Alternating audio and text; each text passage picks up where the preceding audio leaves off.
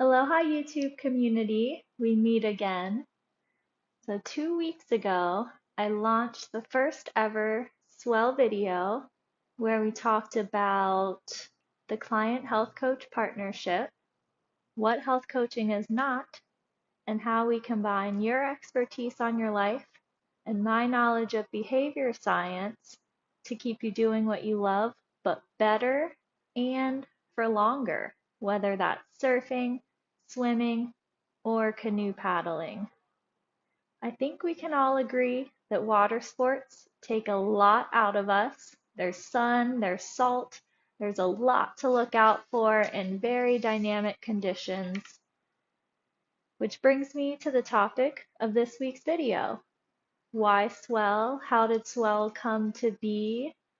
And this is how. Again, I'm Stephania Satakis, or Nia for short. I grew up in Richmond, Virginia, and always dreamed of faraway places. My father's from Greece, and my maternal grandmother is from Ireland, so there's a lot of island roots going on there. I went to Longwood University and graduated in 2010 with a Bachelor of Science in Kinesiology. I played many different sports as a kid: soccer, volleyball, swimming, and Greek dancing. I was also fortunate to grow up eating a Mediterranean style cuisine, so choosing to study exercise science was a very easy decision for me. And in the summers in college, I didn't go home. Instead, I lived on the Outer Banks in North Carolina, where I was told tales of people backpacking in different countries and following the seasons for work. And I was very, very intrigued by this, very compelled to do something about it. The Outer Banks always felt more like home to me than Richmond, and ever since I could choose my dwelling place, it's been by the ocean.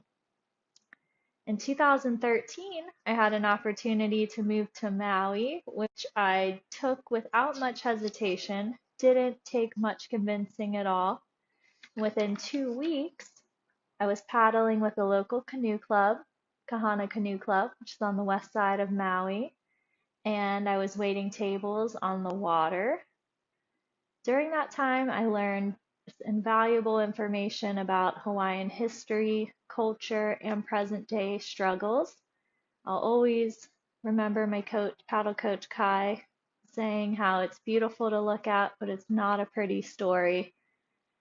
That's always something that stuck with me, and I think that experience really gives me a lot of cultural competence when I'm working with clients and different people from all over the world or in different situations. So I'm really thankful for that opportunity I had to paddle with the club. All right. After canoe season ended, it was straight to the surfboard, where my love of water became a full-on soul connection.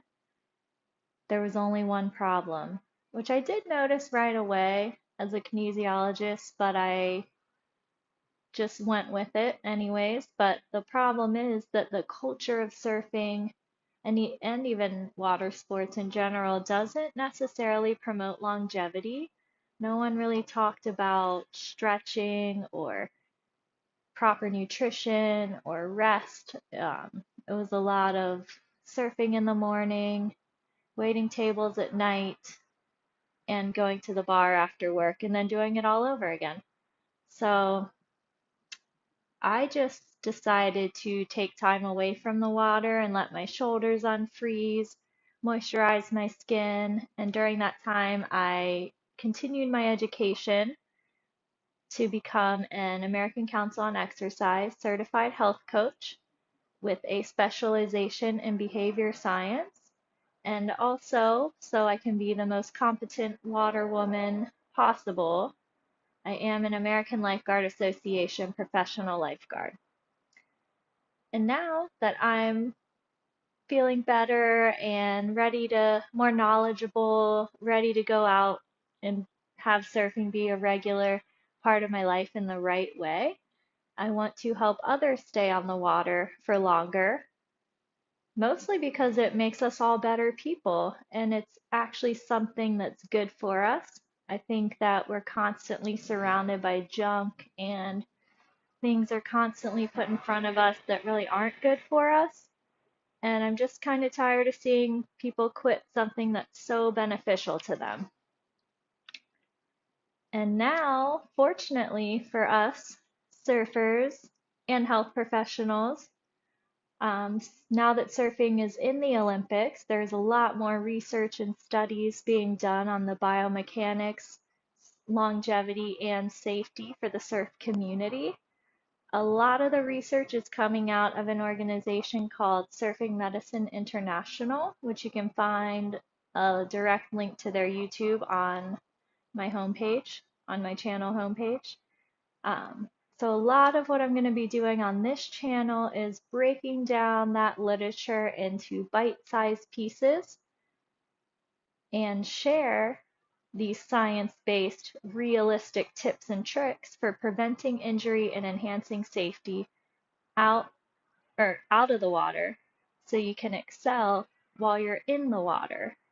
So thank you so much for listening. It's been such a pleasure. And I know over time I won't probably need my notes in front of me, but thank you for bearing with me. And stay tuned for next week on our first topic, the surfer's shoulder. Happy Sunday!